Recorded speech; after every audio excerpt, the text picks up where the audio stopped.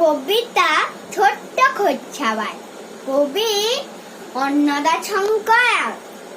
টাট্টু ঘোড়া তাথিন তাথিন, কোথায় তোমার লাগাম ঘোড়া, কোথায় তোমার জিন, এ খাপ তোমায় কোথায় ঘোড়া, চেহারা মলিন, খোকা বাবু দুঃখ শোনো দাদা, মালিক আমায় বলে কি না, ঘোড়া তো নয় গাধা।